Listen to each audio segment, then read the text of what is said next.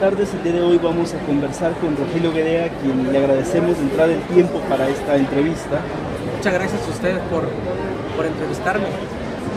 El canto de la salamandra, antología de la literatura brevísima mexicana, 60 años de compilación de textos.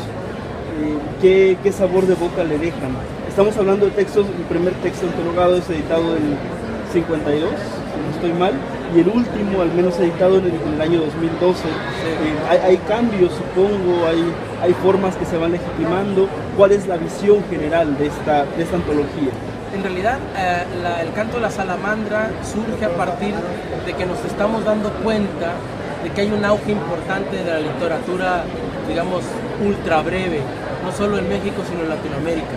Desde que se reconociera, digamos, como uno de los padres fundadores de este género ultracorto, a Julio Torre. Entonces, yo me di cuenta de que, lanzando un poco la mirada hacia atrás, este género de lo ultracorto, de lo hiperbreve, estaba siendo, digamos, abrevado por muchísimos escritores. Entre ellos, obviamente, algunos escritores del siglo XIX, pero entre ellos uno de los representantes máximos de este género, que es Alfonso Reyes, ¿no? Que de alguna forma fue el que lo puso, digamos, en el escenario discursivo, ¿no? de la tradición literaria mexicana. Entonces, lo que yo hice fue, en realidad, marcar una trayectoria con autores, ¿no?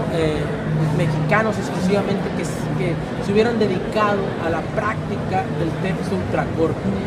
Muchos de estos autores son totalmente clásicos ya de la literatura mexicana, y uno puede ver, porque iniciamos desde el siglo, autores que nacieron en el siglo XIX, por ejemplo, como Genaro Estrada, como Mariano Silva y Aceves, y podemos ver la trayectoria o la evolución que ha seguido la literatura ultrabreve en México, a partir de que primero, eran autores que escribían textos ultrabreves a caballo entre los otros géneros que practicaban, la poesía o la novela, etcétera, el ensayo.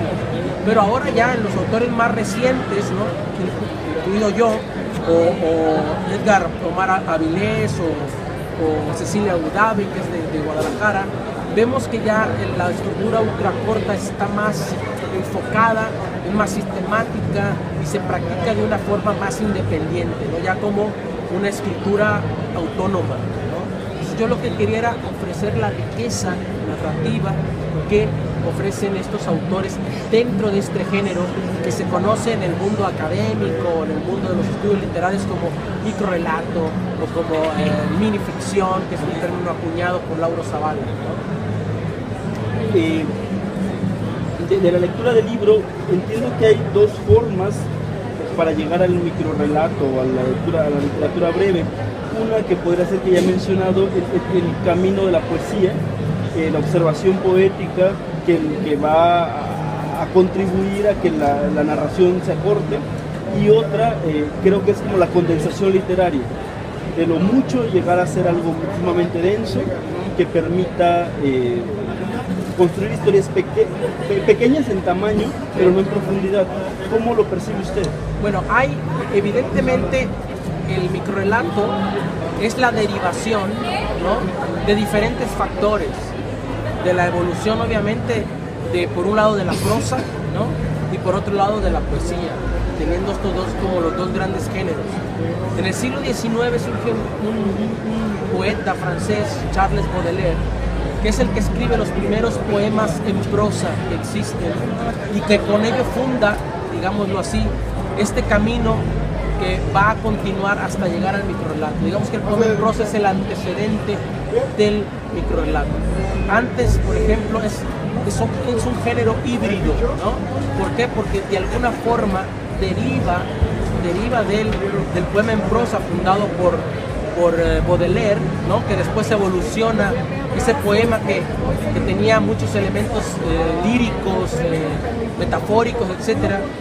quiere de alguna forma contar cosas de tal manera que se contamina de los géneros narrativos, ficcionales, y por eso evoluciona del poema en prosa prácticamente a lo que conocemos como microrrelato, ¿no? Pero también de alguna manera se puede pensar, como tú bien lo has dicho, a la inversa, ¿no? Hay algunos teóricos que dicen que el microrrelato deriva de una depuración del cuento tradicional, lo que es totalmente válido también, ¿no? Pero yo siempre he sostenido que los que han hecho los grandes cambios en la tradición literaria han sido los poetas, ¿no? Porque para ellos el lenguaje es lo más importante y experimentar con el lenguaje es lo más importante. Entonces, para mí es en realidad una evolución que ha venido del poema en prosa, ¿no? Y esa es la forma en la que se ha llegado a el microrrelato. Alfonso Reyes era poeta, ¿no? César Vallejo era poeta, Charles Baudelaire era poeta, y son los primeros, digamos, autores considerados los padres de este nuevo género que conocemos como microrrelato, ¿no? De algún modo el microrrelato, la narrativa breve, es un símbolo, un signo de lo que podemos llamar la narrativa moderna. Así es. Pensaría sin duda en este libro de Italo Calvino, Las 5 propuestas para el próximo milenio, sí, donde privilegia el tema de la brevedad. Por supuesto, estás tocando un punto muy importante, porque en realidad los teóricos de la escritura ultracorta, del microrrelato, han señalado que pertenece a una narrativa posmoderna, de la posmodernidad, es decir, de lo último que nosotros tenemos en cuanto a medios expresivos, ¿no? Y que refleja en muchos sentidos nuestra realidad. Es decir, vivimos en un mundo que cada vez es más veloz, que cada vez es más vertiginoso, y por tanto necesitamos nosotros crear también medios expresivos, formas expresivas, modos expresivos, estructuras expresivas que nos permitan a nosotros leer el mundo de una forma rápida, ¿no? Este es un género híbrido, ¿no? Es un género de alguna forma que se mantiene a través de comerse a otros géneros, de utilizar los elementos de otros géneros, el poético con la metáfora, el ensayo incluso con el tema de la reflexión, el narrativo tradicional con el tema de la ficción. Entonces vive, es un anfibio, digamos, ¿no? Como la salamandra, ¿no? En cierto sentido. Entonces, para mí eso es muy importante que esté insertado en nuestra realidad. Es un género que nos apela a lo que está sucediéndonos en este momento como seres humanos. Hay carros híbridos también, ¿no? La tecnología híbrida de gasolina y eléctrico, es decir, somos también entes híbridos. La globalización nos ha convertido también en seres híbridos, pues, ¿no? Porque toda la afectación que nos da el hecho de conocer otras culturas de una forma rapidísima, o el intercambio cultural, todo esto ha generado, digamos, es el reflejo de lo que está pasando también en la literatura, ¿no? Casi todos los géneros son transitivos históricamente. La novela nuestra no es lo que fue la novela del siglo XVIII, nuestra poesía no es la épica de hace 1000 años. ¿Cuáles son las características o cómo definiría el microrrelato en la parte que le ocupa estos 60, 70 años aproximadamente de producción literaria? ¿Cómo lo iría definiendo, cómo lo iría caracterizando? Bueno, el microrrelato tiene una característica que es esencial y que tiene que ver, en primer lugar, con el tema de la brevedad, ¿no? En segundo lugar, con un aspecto de la teoría literaria que conocemos, muy de la posmodernidad, que conocemos como intertextualidad, lo cual es muy normal, porque obviamente la intertextualidad nos permite hacer enlaces con otros textos literarios sin necesidad de tener que incluirlos aquí, ¿no? En esta brevedad, porque entonces ya no sería posible esa brevedad. Entonces esa intertextualidad, que es muy postmoderna, también está incluida, digamos, entre una de las características del microrrelato, esa brevedad, y como te digo también este sentido anfibio, ¿no? Híbrido, que tiene también esta forma literaria, que ya no se limita solamente a, ¿no?, establecer ciertas reglas para ese preciso género, sino que rompe todas las fronteras genéricas. Entonces esa es una característica también muy importante de nuestra posmodernidad, ¿no? Esa mezcla de lo interdisciplinario, etcétera, etcétera, ¿no? Entonces el microrelato se convierte en eso, en un ente nuevo, muy cercano a nuestra realidad, que tiene esas características que te estoy mencionando, ¿no? Esa brevedad es esencial en él, esa hibridez también, que es este rompimiento de todo lo genérico, y este tema de la evocación de lo pasado a través de la intertextualidad, ¿no? Ese diálogo con el pasado, pero al mismo tiempo también esa evocación, digamos, del futuro, ¿no? De la literatura, de lo más novedoso pues, que existe. Ha hablado de posmodernidad y eso me lleva a hacer otro tipo de preguntas. He seguido discusiones, por ejemplo, entre la relación entre el aforismo y lo que se llama literatura, desde muy recientes años, los estados de Facebook, si se pueden considerar literatura o no. Exacto. En este caso, el microrrelato, ¿cuáles serían las características que lo hacen distinto de estos géneros que ahora estamos viendo surgir? Bueno, ahora en este momento es muy difícil establecer fronteras en un género que rompe las fronteras. O sea, en un género que en sí mismo no está sujeto a fronteras. No podemos definir en realidad más que de forma genérica lo que es la escritura hiperbreve, ¿no? Pero yo sí creo que hay un aspecto que no se debe de olvidar, que es el tema obviamente, de la expresión literaria, estética, es el tema de la parte estética que tenga cada texto literario, en la medida en que ese texto te comunique, ¿no?, ciertos elementos que apelen a tus sentimientos, a tus ideas, a tus emociones, y consigas en algún momento como lector un cierto golpe estético, ¿no?, un cierto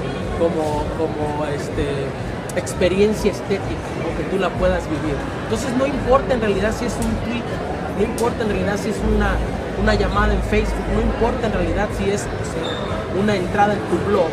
Lo que importa al final del día es que tú puedas vivir una experiencia estética importante, ¿no?, en un aspecto sensorial, intelectual, experiencial, vivencial, como sea, pero que ese texto apele, que ese texto logre comunicar.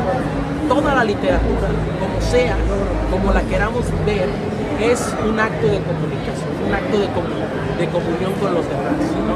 Entonces, para mí eso es importante en cuanto a las características del signo lingüístico. Esa es una de sus características esenciales, comunicar. Para otra cosa, el resto de las cosas son secundarias.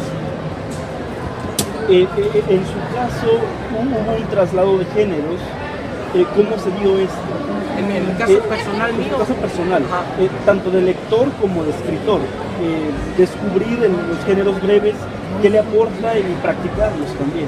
Bueno, a mí yo pienso que es muy importante no olvidar que la realidad siempre va adelante de la realidad real, siempre va adelante de la realidad literaria, digamos así, ¿no? Aun cuando creamos que nosotros estamos creando cosas nuevas, luego nos damos cuenta de que no, de que en realidad ya estaban ahí, pero alguien simplemente las descubrió, ¿no? Entonces, Baudelaire, te vuelvo a repetir, no sabía cómo expresar esa realidad que estaba viviendo en la Francia de ese siglo XIX tan lleno de revoluciones en muchos sentidos, ¿no?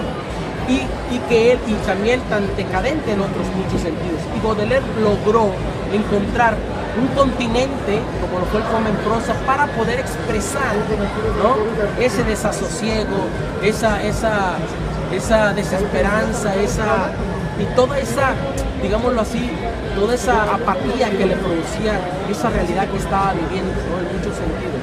Y crea este nuevo género, ¿no? Él fue el filtro de esa realidad. Yo creo que yo en ese sentido estoy pasando de un género a otro, porque escribo ensayo, novela, microrrelato, crónica, cuento tradicional, etcétera, porque en realidad ya no tanto me importa el género en sí, sino encontrar el continente que pueda realmente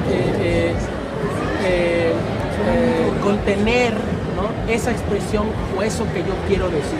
Y a veces hay cosas que dices a través de la poesía que es imposible que las puedas decir a través del cuento o de la novela. y viceversa, hay cosas que tienen que ser dichas a través de la novela porque jamás podrán ser dichas a través de la poesía, por ejemplo, ¿no? Bueno, Rogelio Gadea, le agradecemos muchísimo esta entrevista y agradecerle por la publicación de este libro que seguramente que nos hace ver una realidad más rica por variada, claro, de lo que está sucediendo en la literatura, lo que ha estado sucediendo en los últimos años, y que sin duda será una excelente herramienta para quien quiera conocer un poco más de literatura de voces distintas, porque debemos también mencionar que se trata no solo de los autores muy conocidos, sino que hay muchísimos escritores de calidad que no tienen la proyección editorial muchas veces necesaria. Exactamente, hay autores aquí clásicos, canónicos, imprescindibles, como Reyes, como Mariano Silva y Aceves, Augusto Monterroso, Arriola, pero también hay autores muy recientes que son fundamentales para entender esta evolución y esta riqueza literaria que tenemos pues, en México, ¿no? Muchísimas gracias. Gracias a ti.